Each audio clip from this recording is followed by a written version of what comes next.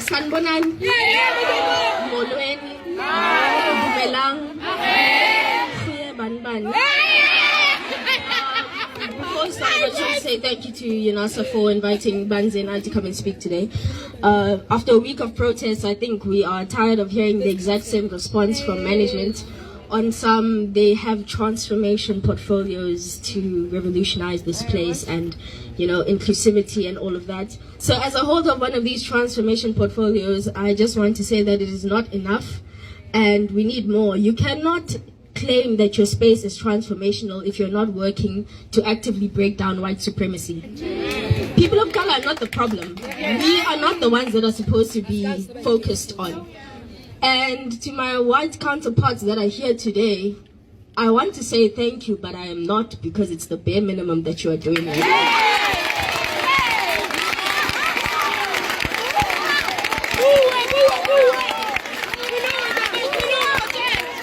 And to the university who keeps quoting on transformation and something they've written on those walls since 2018, you have not worked to break down white privilege. You have not worked to break down white supremacy. You are so focused on black inferiority, you don't realize that you are harboring racism not only in your residences but in your leadership structures.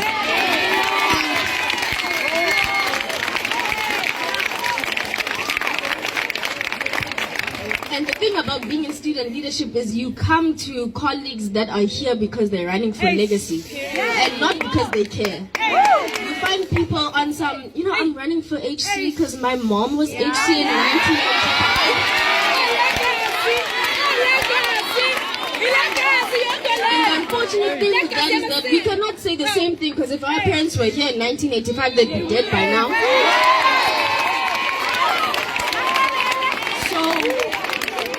Something that I want to speak to, especially to the white counterparts that are in student leadership. If you don't break down the white supremacy within yourself, you cannot stand for leadership, because then you are standing on behalf of people of color. You are standing on behalf of the queer community. You are standing on behalf of women who feel unsafe here. So if you want to harbor racist mentalities, if you want to harbor misogynistic mentalities and wear the blazer afterwards, you're not doing your job. It's time that you use your blazer, you use your whiteness, you use your privilege to start standing for the people you said you'd stand for. There is no transformation without breaking down white supremacy, guys. And the thing about it is, I think you've met the wrong generation this time.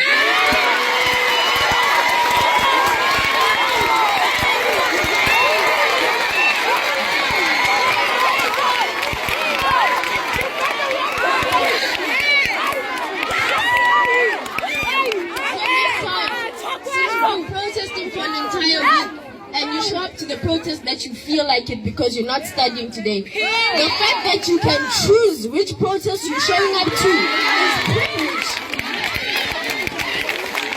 And I want to speak directly to the people who quote, you know how Stellenbosch is, why did you come here?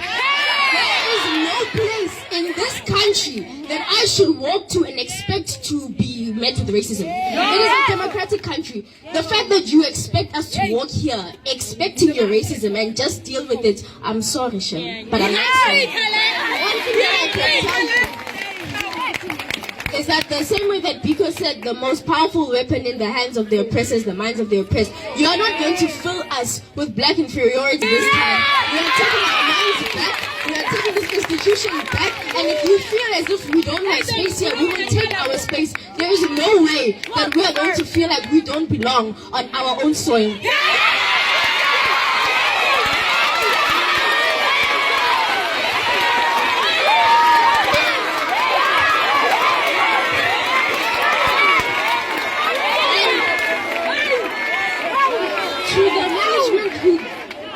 To the management who brings us these racist Afrikaans boys into this institution and say they are going to implement transformation, you are not going to use our dignity as people of color to transform racist white boys. We are not here to be tried and run for them to change and to learn.